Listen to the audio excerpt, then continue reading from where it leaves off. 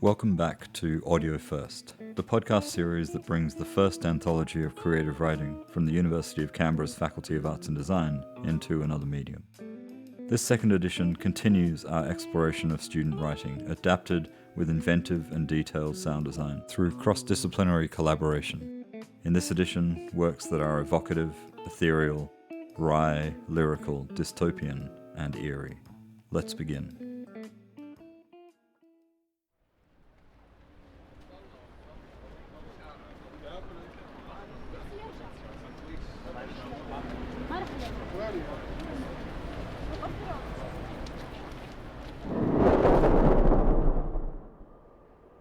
I sing of the ascent of my family name from a cage, parched a man's throat, and sold to the way of abasement.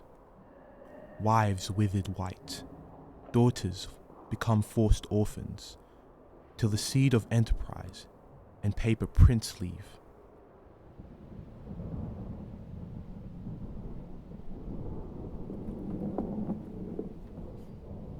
Maturing browns and a settling mug of rooibos settle the morning's victory as her waters slow. Waiting for the rain, dreads an answer from her seed or those burning bushes she plays with. The grass is singing, midnight's children screaming, Farai, Farai, Exodus. Would they ever return if she let her girls chase springs?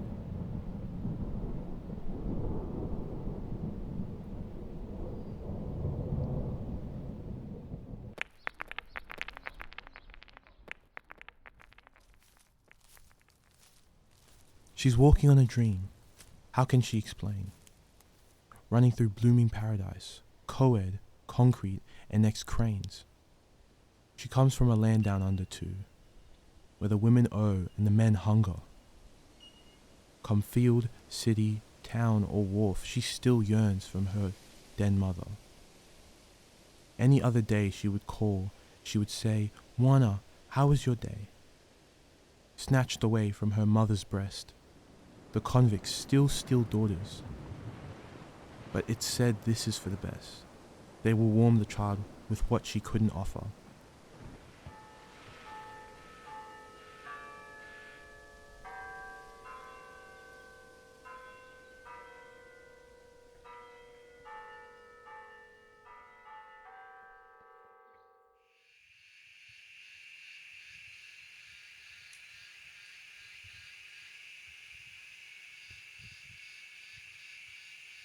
It was a summer evening. I remember wondering if your ears would hang low. Would every day be as glorious and wondrous as you dared to grow? Would there be people with games or people with good stories to tell from long ago? Just walk without my hand. I know you can. My blood in yours, it flows.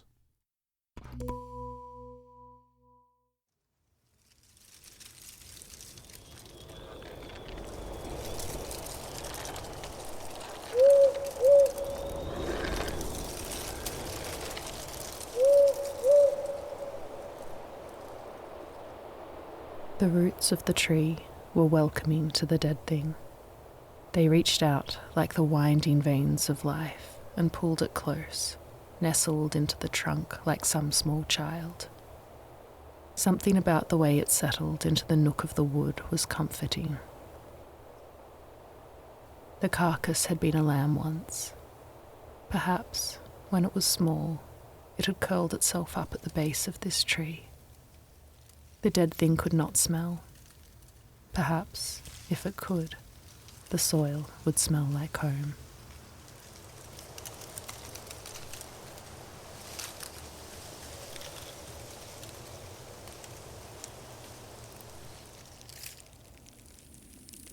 In the summer, the bugs were drawn to the dead thing. They crowded its rotting form, picked its flesh clean with soft kisses. They pattered delicately over its crown, whispering sweet things as they stole away its ligaments and laughter, until all that was left was bone and silence.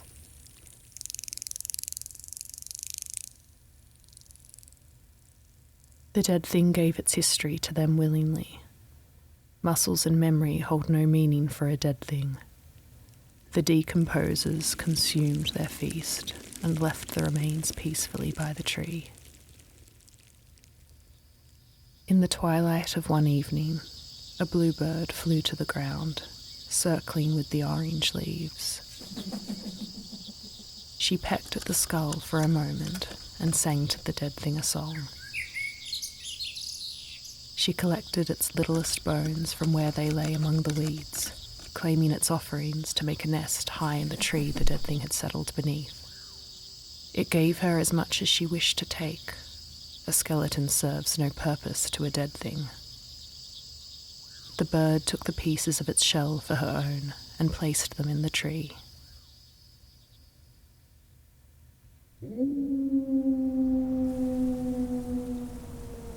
On the darkest night of winter, when the last leaves had crumbled to dust, only a skull was left, looking up at the stars, shining through the naked canopy. The dead thing wondered if perhaps it should have joined them, as living creatures were often assured dead things were to do. In the midnight hush, a shrew emerged from the frost-bitten fields, shuffling and shivering in the silence. It scurried towards the skull and crept tentatively inside. The dead thing welcomed the living. As a heartbeat echoed inside it once more, the skull watched wistfully as the stars fell to the earth in icy flakes. It had watched the stars in life too, running in the open fields, wandering through the grass and flowers like a ghost long before it became one. The frozen stars dripped like tears onto the tree, soft and white and fleeting. The snow settled over the skull like a shroud, tucking the dead thing and its companion under a blanket of icy warmth. A dead thing has no need for shelter, but the shrew inside it deserved protection from the fate once met by its protector. They accepted the heaven's blessing with gratitude, buried under the tree. When sunshine broke free of winter's chains and the snow melted into the dawn, the shrew scampered away, grateful for the dead thing and its kindness. The skull watched it depart, hopeful that the shrew would remember their time together. Like when a seed sprouts to the surface, yet still remembers the earth that swaddled it in its infancy, or how a lamb still remembers the warmth of its mother, even when she is cold and decaying at the roots of a tree. A dead thing can conjure no memory of such things, though it attempted to, regardless. But what better was there to do, waiting at the base of the tree? The dead thing was unsure what it had been waiting for, lost in time, until it was found by life once more. A wisp of a boy, small and quiet and warm, wandered through the vibrant spring field like a shadow, still dressed in his morning black. Searching for adventure and make-believe treasure, it was he who strayed upon the dead thing tangled in the roots of the tree. He disturbed its settled state, shaking loose the moss growing atop its brow and pulling it free from where it had slowly sunk into the soil. He brushed the skull clean and poured the last dregs of melted snow onto the hardened ground, where it quenched the thirst of the newborn buds. The dead thing felt a lingering sorrow in the boy's delicate touch. The boy and the skull studied each other, then walked together for a while. The boy took the skull to an older human, but she was troubled by his chosen companion and encouraged the boy to leave it. She claimed there was no value in holding on to the dead thing, but he hesitated to let go. The boy looked into the empty sockets of the skull, and the skull simply smiled at the boy. The dead thing has no desire to cling to death, but the boy was too young to hold on to it forever. The skull took with it the boy's grief, as he released them both into the wind. On the way down, the dead thing felt for a moment what it must be like to be the stars it had been promised, falling gently to the ground, where it landed gracelessly in the dirt.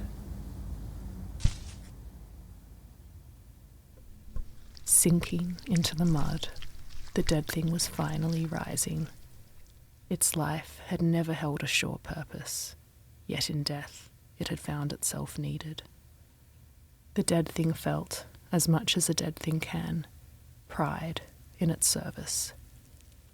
The bugs wiggled through the dirt around the dead thing, kissing it once more and whispering their goodbyes.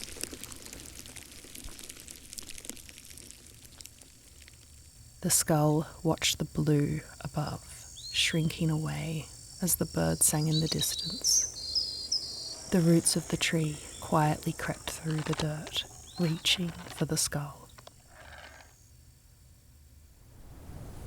As the light slipped away from the dead thing, it was cradled once again in the arms of life, giving the tree the only gift it had left to offer. The dead thing fertilized the soil with the residue of its existence.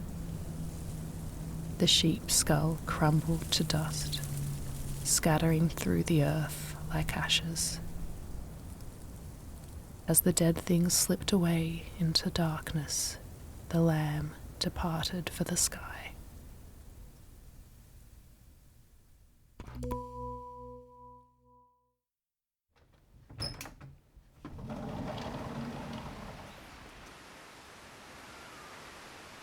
At the house in Lynham, the leaves started falling in late April. They fell heavy, up past your knees. They fell so thick it stopped being fun to walk through them and got a little scary. Mrs. Moran wouldn't recognise her own front lawn. These leaves might make her nervous. She might think it's not a lawn anymore when it's all buried in leaves like that. And if she might think that, you might think I should clear them. But that's not one of the things I'm supposed to do. Leaves assault all of the front lawns in Lynham. Front lawn after front lawn. I took photos of them and got funny looks. Then I lost the photos between the cut and paste commands on my old laptop. No one can imagine the enormous chasm they cross between cut and paste. But I can. I cut myself from Lynham and pasted in Pierce, jumping the lake and some straight and curved roads and the people at work, and landed without a serpentine belt. I holed up in McLaren Crescent in an old house with 2 cats that were dying to get out. They only needed the smallest crack between your heel and the door, and they'd bolt across the yard. Imagine being that desperate to get out of your own house. I don't have to imagine it. But cats are better than dogs or birds. Dogs and birds are bad luck for different reasons. Because dogs are just confused enough not to love you, and they get stuck staring at you with the effort. And birds in cages never promise to live through the day or the night. They're perched to fall. Imagine that, if you have to. Dogs are better than birds, and cats are better than dogs. Rabbits are better than cats. But you don't get to choose, and you always got to have at least one.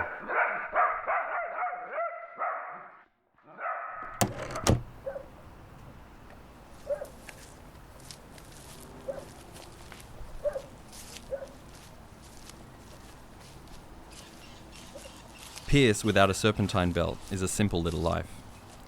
It's about a 25-minute walk to better music, where you can look at the rows and rows of beautiful instruments you can't play. Guitars are popular. The cheap ones actually sell. If you spend long enough at better music, you get to know which guitars sell, and it's the cheap ones, along with the books for learning guitar for beginners. From beginner to expert, the books take you, which might be why they never come back. Those books and guitars sell. The rest seem to be just for looking at. They're good for looking at, though. I like the glossy keys, balanced by weights, that make pressing them so sweet. I can do it without making a sound. I press lightly past the weight and land silently on the cushiony felt. My favourite are the banjos, like elaborate pendulums without clocks, comically askew. One day I'll learn the banjo, from beginner to expert, and maybe then I'll never come back.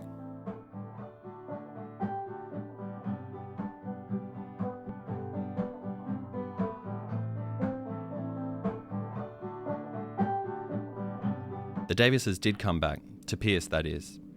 They were kind enough to let me leave my car there. But their kindness ran out after a few weeks and I had to finally get it fixed, which cost so much that my life in Reed was just as restricted as my life in Pierce had been. In Reed, there was a washing machine that clattered when it spun, like there were coins bound up in the bottom of the barrel. The one time I met him, Mr. Graham told me that just means it's working. You always knew when the machine was running, wherever you were in the house, by the clattering and grinding of coins. I like it when the machine is running. It's a reminder that even though your neck is aching from the cushion underneath it, not that much time has really passed. There'll still be daylight left to check the mail without tripping over the jagged driveway, and it's not time yet to feed the dog. I could spend all day in that Reed house, and usually I did. Mr. Graham had a cupboard full of old jars that were empty, and nowhere in the house were any jars with stuff in them. No jars of jam or screws or spare buttons. I started cleaning them, which wasn't one of the things I was supposed to do. It took a lot of rinsing for the water to fill them up without making suds, but I took the time. That's when I found out those lids didn't fit that well after all. The water always leaked out. I wasn't okay with the jars being empty in the cupboard, so I put inside them handfuls of dog biscuits and leaves from the yard and dead batteries and bits of paper. I made strips of the envelopes that the mail came in. There were clean bits of envelope that were ragged and thin from being glued together, and there were bits with writing on them and plastic from the windows. This also wasn't one of the things I was supposed to do, but I think Mr. Graham would be pleased to come home to find his mail stacked neatly, ready to read, and his jars all full. He struck me as a man who's not afraid of a house full of things, as long as they're orderly. And I'm guessing he just couldn't find a use for those jars. It wasn't until later, in Melba, or Hackett, or Amaroo, one of those, that I thought about those jars again and decided I really had done the proper thing. Because to tell you the truth, it wasn't right when they lived in that cupboard and nothing lived in them. They couldn't be left like that. Like a house can't stay empty either. Something has to fill it to kind of keep it working, keep it doing what it's supposed to do. People need their houses full, and houses need their jars full, or else everything will just freeze to stillness over the winter. These things have a way of happening without any effort, which is lucky for me, I guess.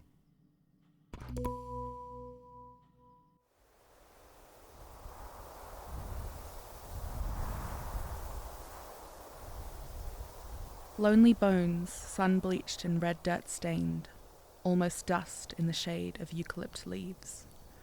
No tooth or claw marks, no evidence of maim, bear only the sigh of once-in-a-moon breeze.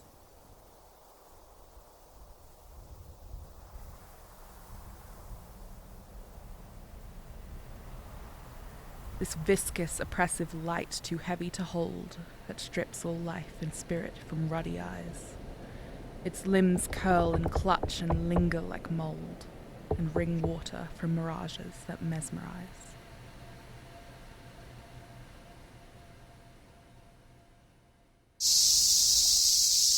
The screaming of spirits through cicada call warn us they warned us and we did not heed.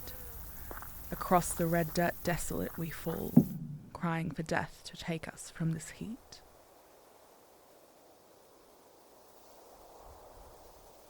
From dust we came and dust we become, our graves marked with a bone-white gum.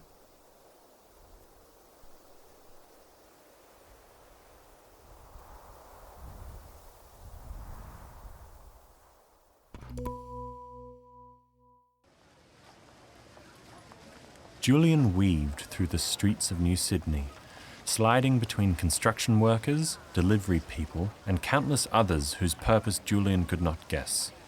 The streets were cramped, squeezing the crowd together as they hurried through the flood lanes. The buildings above had stretched until engineers declared they would topple if they kept growing. Then they had widened, spilling onto roads, creating tight channels for streams of people, or torrents of water. Now, light barely reached the ground, blocked by the concrete canopy above. Walkways were lit by a series of lights that dangled from loose cables, creating a tangled web. The sky rail zoomed above, tracks jutting out from the buildings and meeting roughly in the middle. It was the only way to get around, besides walking. Julian ducked into an apartment building, the half-broken light flickering in the lobby. He muscled his way into the elevator, carving himself a refuge with his elbows, and smacked the worn button to the 543rd floor. Sweat and the damp smell of the city drowned the cramped cabin. Julian was the last person on the elevator when it reached his floor. Not surprising, there were only a handful of levels above his. He walked through corridors filled with cracking plaster and light fixtures that threatened to tumble to the grime-stained linoleum floor. The apartment was quiet. Sarah was yet to get home from school. He dumped his work bag on the floor and moved into the kitchen. Their apartment, like all the other units in this building, was a cramped room. The kitchen protruded from the wall, its bench forming the ceiling of Julian's sleeping nook, often leading to mornings with a sore head.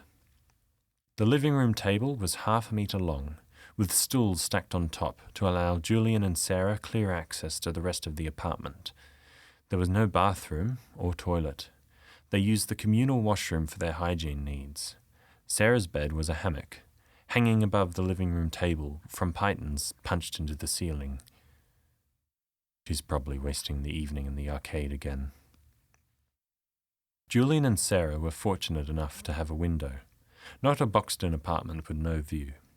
Being on the 543rd floor, they received natural light at all times of day. Their building towered above the other grey bricks in the district. Across the uniform canopy was the flood wall that protected New Sydney from the tides, the warning lights currently emanating a safe green colour. The flood wall, Julian guessed, was 30 floors higher than his building. Its groans drifted across the city as it strained to hold back the oceans. He shuddered. He hated that sound, like a skewered whale groaning in pain. The message light blinked from the kitchen bench, and Julian hit play while he started dinner. Hi, Dad. Just me. Gone to the library with Vez. We'll be back at around 6:30. See you then. Julian glanced at the clock. It was 6. He grabbed 2 bowls and fired up the stove. He found 2 ration packets declaring authentic beef flavour in bold text and poured them into a pot. The white muck slumped out with a plop. He set the stove to a low heat, the sludge crackling and bubbling. It was at 6:10 when the alarm sounded. A high-pitched wail that came in waves. The lights along the flood wall flashed a frantic yellow. Attention! Attention! A garbled voice boomed throughout New Sydney, playing from every speaker, including Julian's message bank. Flood warning! Flood warning! Head to the nearest shelter.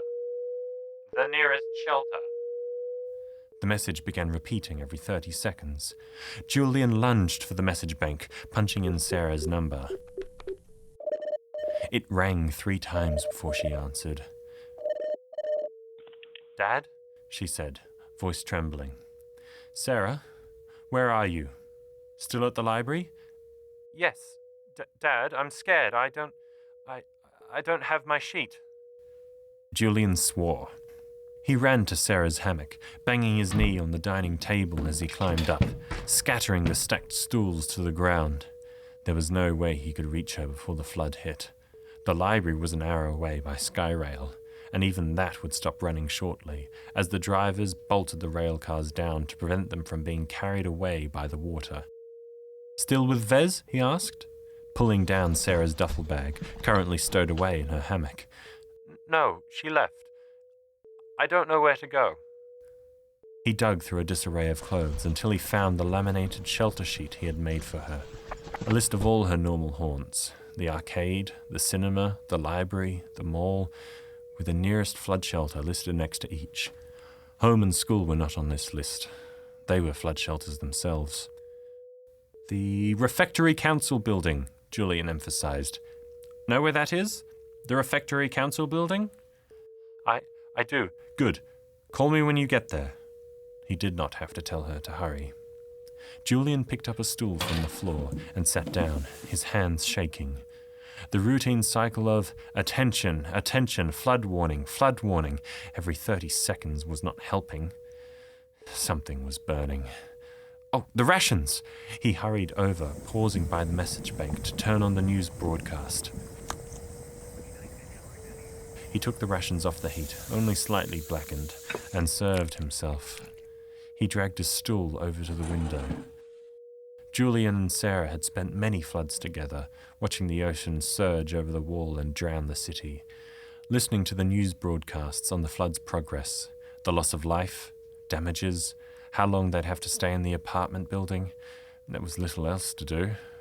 The normal dramas and the comedies that Sarah was so fond of would not be running until after the flood settled. The broadcast mentioned the flood was not in the forecast, 2 full months before flood season. That an earthquake originating near the island cities of New Zealand was to blame. The newscaster continued, detailing the results of the last New Sydney flood. Over 14,000 dead and over 5,000 missing. The months of labour needed to repair the damaged sky rail and the lower extremities of buildings. How the flood had reached over 100 stories high, keeping residents trapped for 2 weeks until the water was pumped away. None of this helped Julian calm down. He began to sweat, scooping the white paste into his mouth, not noticing its artificial beef taste. He could see the waves capping over the flood wall.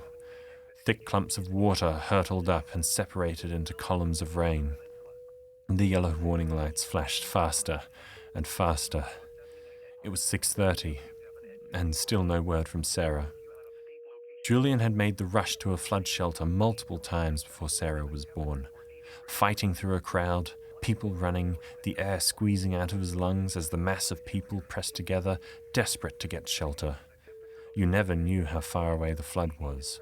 Only the growing trickle of water gave any clue, followed by a thunderous roar. By then, of course, it was too late. Julian saw the first waves dwarf the wall. It was no longer spray, but liters of water plummeting down and cracking the pavement below. It would not be long now. Julian glanced at the message bank, hoping to see the blue incoming call light blink to life. She's so small. Sarah's so small, Julian thought. He knew most flood-related deaths were rarely from drowning, but instead the panicked stampede. People crushed to death, bones ground to dust, organs pureed into slime. Julian taught Sarah to stick to the sides, never press through the middle. Please remember, please remember, please remember. The yellow warning lights flickered to red as gallons of water gushed into the city. A blue-grey torrent slamming into the streets, swallowing everything in its path, flowing into every unsealed crack, every bend. Nowhere on the streets was safe. The attention alarm changed from flood warning to flood in progress. Julian watched as the city disappeared into the ocean. The floor vibrated as the torrent smashed into the building. Its roar bludgeoned the alarm to garbled groans. Julian still vibrated like a faulty massage chair. Trembling, he gazed back at the message bank, looking for a blue light.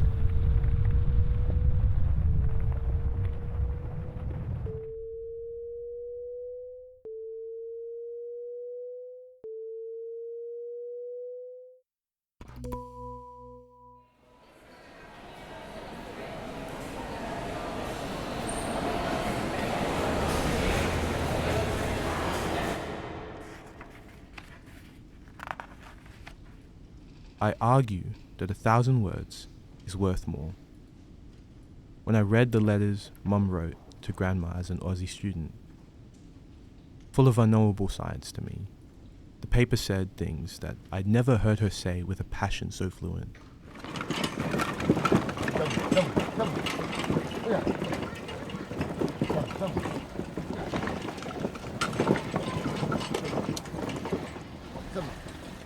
I often fantasize about her home in Harare. What they ate, what they wore, what they did when they were all bored. I laid and I wondered in a paddock, were her nights starry? Surely she was content with all her mother could afford.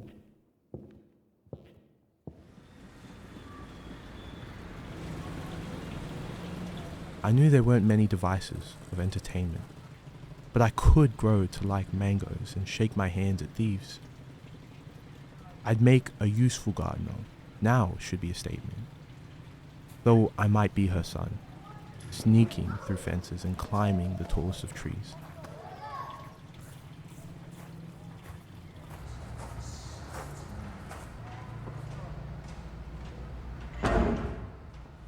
If we went back together and stayed in her home a while, my heart would sink if the state faded her visiting smile.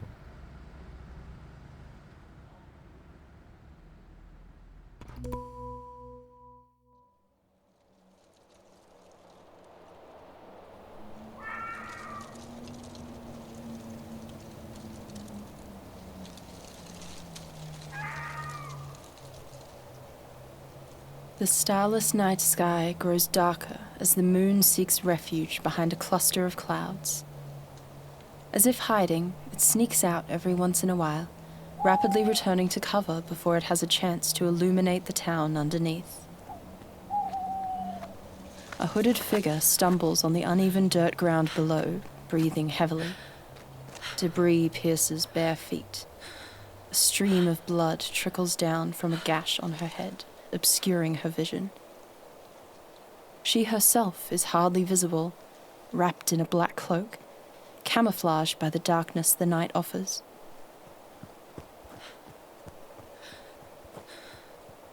She passes a farmhouse, embers still glowing in the incinerated ruins.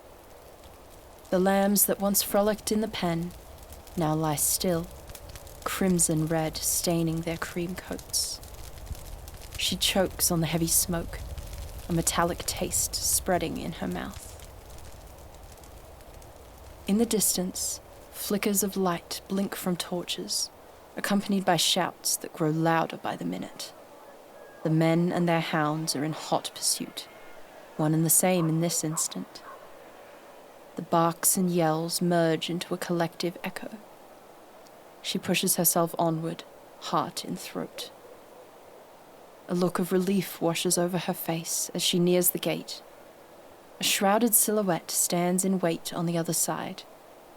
Nina, she breathes. Behind her, from the darkness, a feral hound leaps out at her. She collapses as it attacks her, barks ringing through the courtyard. An alarm. Nina races towards the gate, reaching to climb back over, but freezes as a whistle draws the hound back. As the pursuers approach, an unspoken exchange occurs between the two women, a wordless understanding of something previously decided. Nina falters for a moment, then lowers her arm. With a look of anguish, she forces herself to flee, disappearing into the night. The men close in on the cloaked woman, trying and failing to pick herself up. The largest of them looms over her, his eyes empty and unkind. He grins in satisfaction as he raises his leg. Winded from the fall, she attempts to roll out of the way, but is too slow. His boot kisses her face with a heavy thump. The world spins off kilter. Exhausted, she succumbs to the rapid onset of sleep.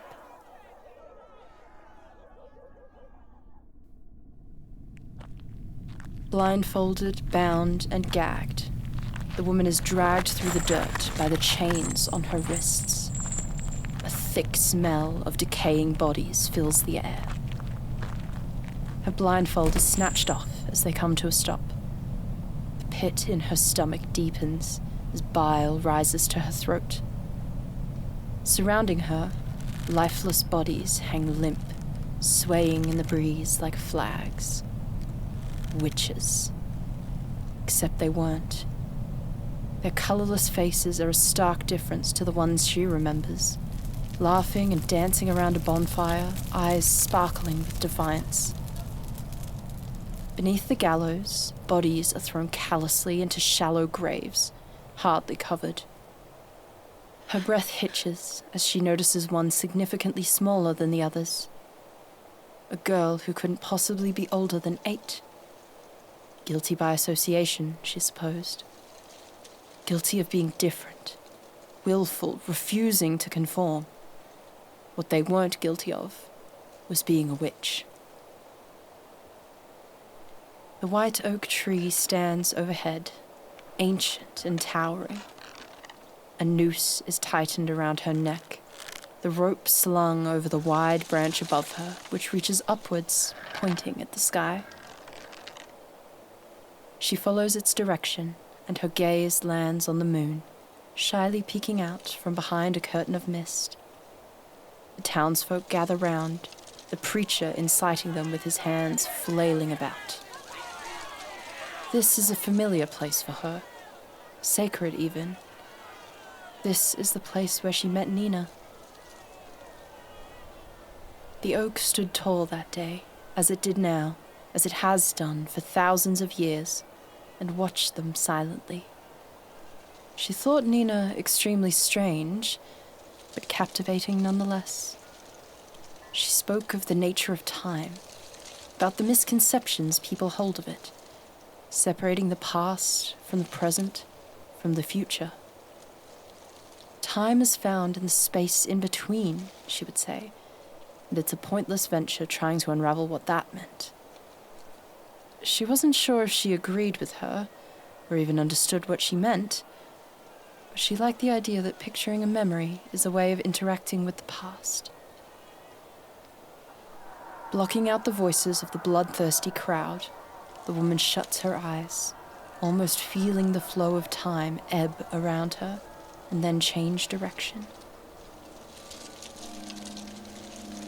Transported, she slowly opens her eyes, squinting against the golden glare of the afternoon sun. It seeps into her auburn hair, which shines vibrantly in response. The past is now her present. Nina sits opposite her, leaning against the massive trunk of the oak. "Where were you just now?" she asks. The red-haired woman frowns. "Where was I when?" she replies. "When?" Nina echoes. She smiles at the word as though it were a riddle, the answer known only to herself. She leans towards her. "Where is she, Sarah?" Sarah feels uneasy. She doesn't remember this happening before.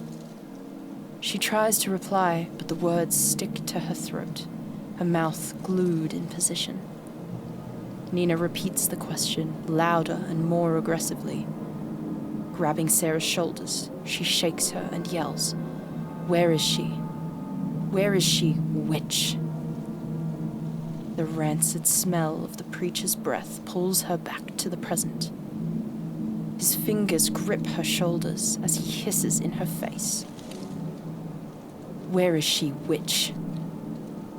He turns back to the ravenous crowd, feeding them with lines rehearsed and preached countless times before.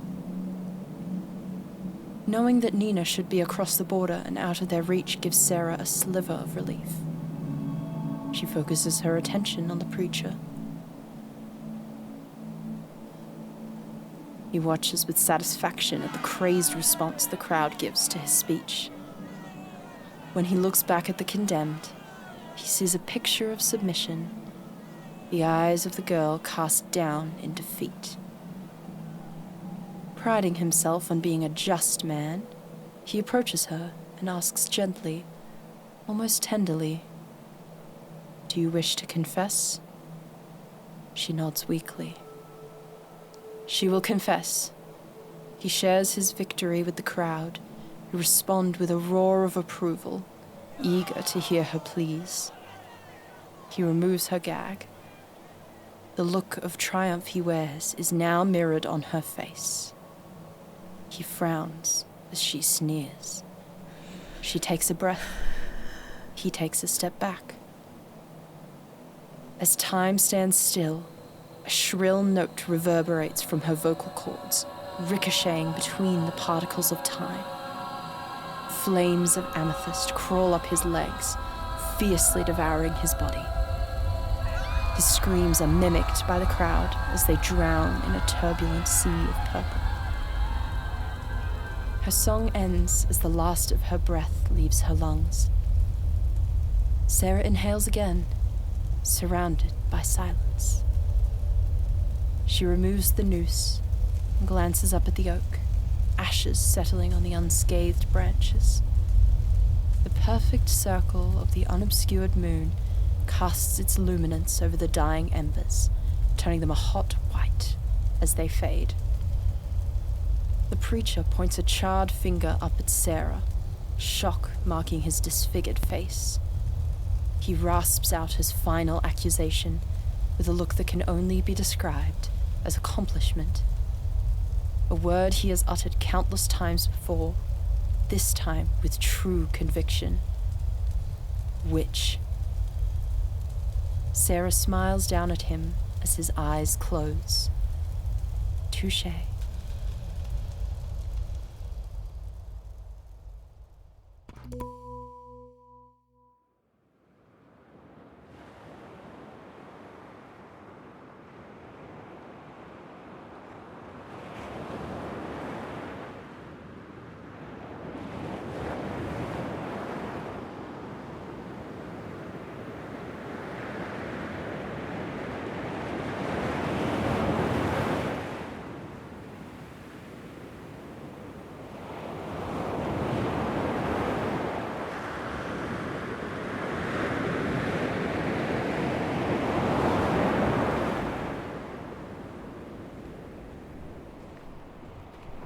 Will I find comfort anywhere but beneath the waves? Walk with me along the sandy shores of my heart. Perhaps if I beg at your feet long enough, you'll stay.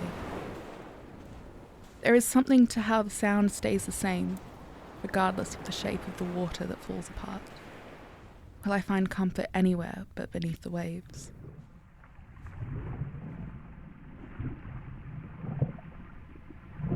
Hold my hand and tell me that nothing will change, that you'll still find me to be a precious piece of art. Perhaps if I beg at your feet long enough, you'll stay.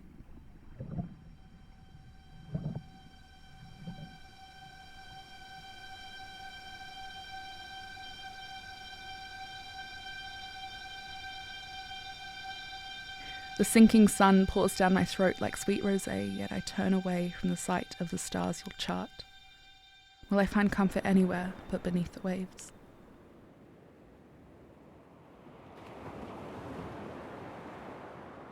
I wish I could find the courage to see you away, but the taste of goodbye on my tongue is far too tart. Perhaps if I beg at your feet long enough, you'll stay. Saltwater stings and I cannot hold the tears at bay. Don't resent that I won't be there to watch you depart. Will I find comfort anywhere but beneath the waves? Perhaps if I beg at your feet long enough, you'll stay.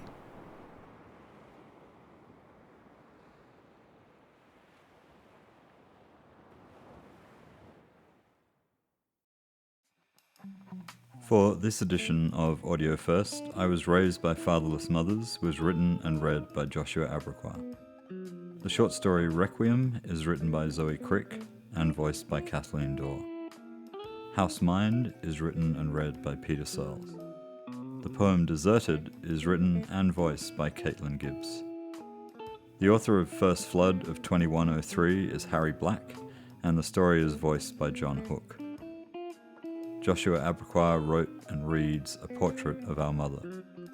Hunted is published anonymously and voiced by Alyssa Jack. The final piece in the anthology, The Sailor's Farewell, is written and read by Caitlin Gibbs. For works by Joshua Abercrombie, Peter Searles and Caitlin Gibbs, the sound designer is Ben Yo. For writing by Zoe Crick, Harry Black, and for the story Hunted, sound design is by Ruby Martin. Many thanks to all of them for making this edition of Audio First a reality.